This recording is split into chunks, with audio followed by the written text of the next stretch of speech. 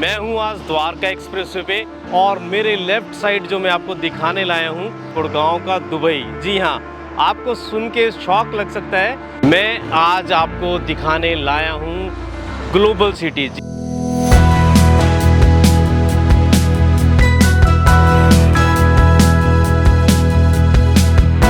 Hello friends, मैं Bhupendra सिवाग propertylenden.com channel पे आपका वेलकम करता हूं। मैं हूं आज द्वारका एक्सप्रेसवे पे और द्वारका एक्सप्रेसवे पे मैं गुड़गांव में हूं। जी हां, द्वारका एक्सप्रेसवे दिल्ली और गुड़गांव को जोड़ने वाला एक एक्सप्रेसवे है और मेरे लेफ़्ट साइड जो मैं आपको दिखाने लाया हूं गुड़गांव का दुबई। जी हां, आपको सुन के शौक लग सकता है कि मैं गुड़गांव के दुबई की बात कर रहा हूँ और आप इसको देख रहे होंगे तो आपको यहाँ पर लेबर और दिखाई दे रही होगी लगी हुई है और जंगल जैसा एरिया दिखाई दे रहा होगा, धूल मिट्टी दिखाई दे रही है। जी हाँ, शुरुआत धूल मिट्टी से होती है और बाद में चीज़ें दूसरा रूप लेती हैं। मैं आज आपको दिखाने लाया हूँ ग्लोबल सिटी। जी हाँ, गुड़गांव में 1000 एकड़ में द्वारका एक्सप्रेसवे के बिल्कुल बैंग ऑन ये ग्लोबल सिटी बनाई जा रही है। अभी तक आपको इसके बारे में सुनाया गया होगा, बताया गया होगा, लेकिन पहली बार इस चैनल पे और या कहें कि इंटरनेट पे आप एक्सक्लूसिवली देख रहे हैं ग्लोबल सिटी, जहां पर काम स्टार्ट हो चुका है। जी हाँ, ग्लोबल सिटी का जो काम हम आपको दिखाने जा रहे हैं, आप ड्रोन की नज़र से देखिए, काम स्टार्ट हो चुका है।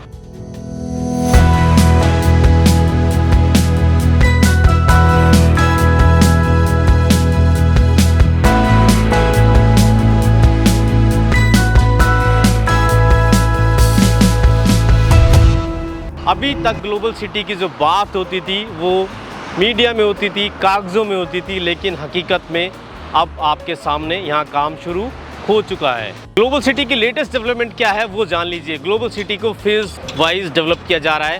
फ़ेज़ 1 का काम शुरू हो चुका है।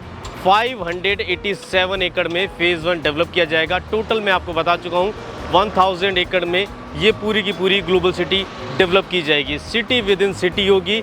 यहाँ रहने वाले लोगों को बाहर जाने की ज़रूरत नहीं होगी क्योंकि सारी चीज़ें आपको इस सिटी के अंदर देखने को मिलेगी। यहाँ पर आपको हॉस्पिटल, स्कूल, आपका बस, आपको टैक्सी, आपको जितने भी अमेनिटीज़ हैं, मार्केट, आपको कन्वेंशन सेंटर, आपको एग्जीबिशन हॉल, सब कुछ इसमें देखने को मिलेगा। किस तरह से काम हो रहा है वो जान लेते हैं। सबसे पहले फ़ेज़ 1 में कुछ एरिया लोकेट किया गया है। आप जो देख रहे हैं येलो कलर से, अब स्क्रीन पर जो मैप है वो रेजिडेंशियल एरिया है, ब्लू कलर का कमर्शियल एरिया है, ग्रीन कलर का आपको एरिया दिख रहा होगा वो ओपन और ग्रीन स्पेस है। जी हाँ, कितना एरिया एलोकेट किया गया है आप अपने मैप में ये देख रहे होंगे। जैसा कि मैंने कहा था एक्सक्लूसिव आपके लिए हम लेकर आए हैं, तो एक और एक्सक्लूसिव डिटेल आपके साथ हम यहाँ शेयर कर देते हैं। ग्लोबल सिटी का रजिस्ट्रेशन भी हो चुका है। कहाँ पर? रेरा में। जी हाँ, रजिस्ट्रेशन नंबर अभी नहीं आया है लेकिन रजिस्ट्रेशन की प्रोसेस इसकी शुरू हो चुकी है।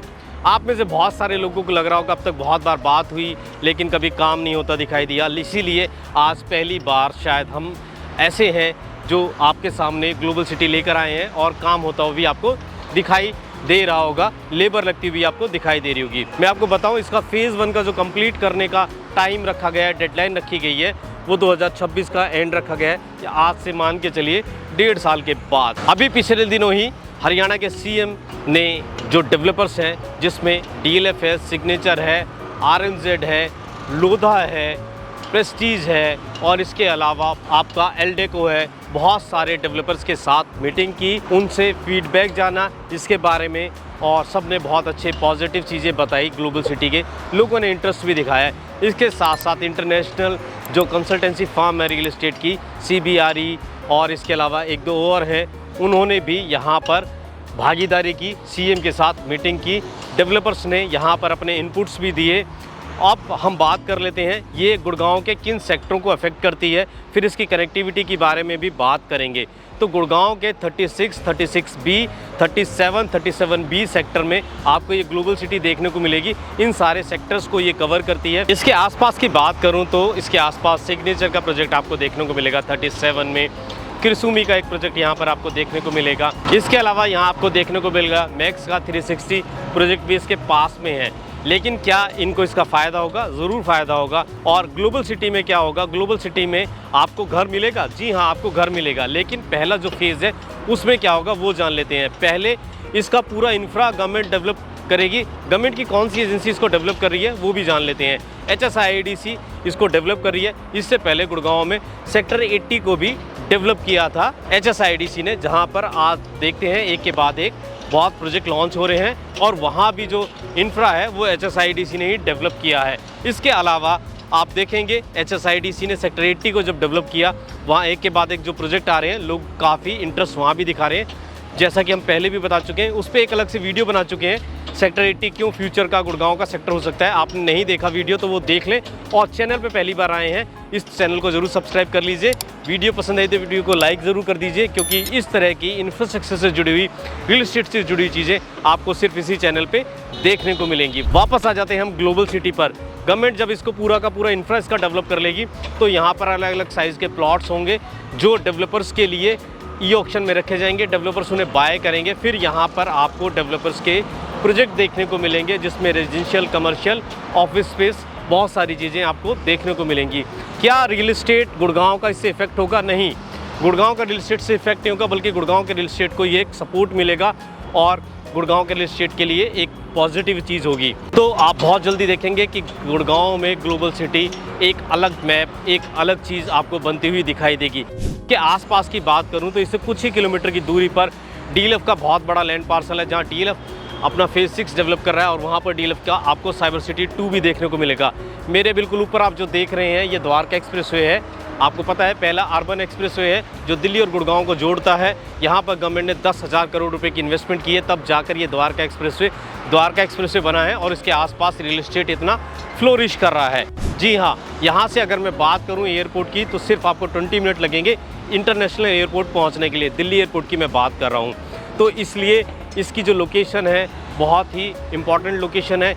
इसलिए गवर्नमेंट ने यहाँ पर ये ग्लोबल सिटी बनाने की तैयारी की और अपनी सोच को आगे बढ़ाया। अगर कनेक्टिविटी की बात करूं तो ये द्वारका एक्सप्रेसवे जो ग्लोबल सिटी के सामने से जा रहा है, आगे जाके SPR रोड को कनेक्ट करता है। SPR पूरा एलिवेटेड होने जा रहा है और आगे जाके वो सोना रोड को कनेक्ट करता है, और सोना रोड दिल्ली मुंबई एक्सप्रेसवे को कनेक्ट करता है। यानी आपको ग्लोबल सिटी से connectivity by road, by air मिल जाएगी मुंबई तक की। और अगर मैं एयर की बात करूं तो आपको नेशनल इंटरनेशनल कनेक्टिविटी मिलती है। द्वारका एक्सप्रेसवे आगे जाके UER से कनेक्ट होता है।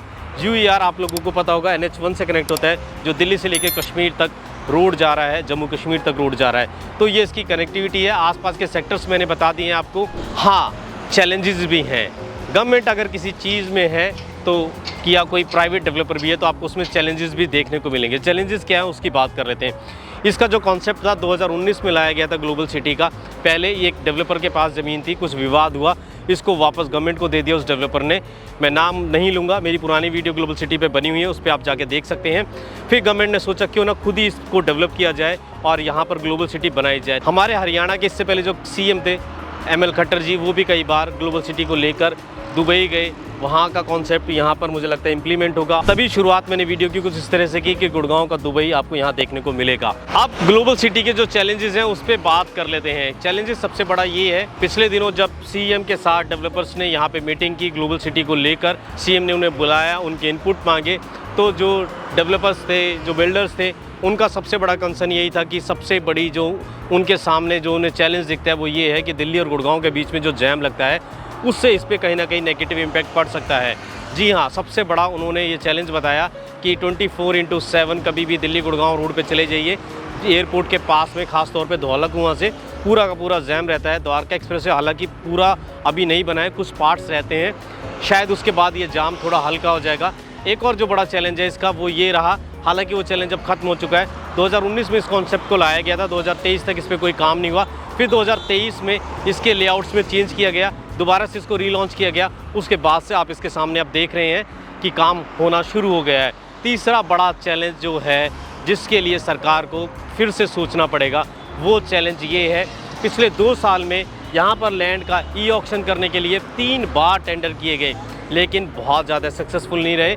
बहुत लोगों ने किसी ने भी यहाँ पर बहुत ज़्यादा इंटरेस्ट नहीं दिखाया, किसी भी डेवलपर्स ने।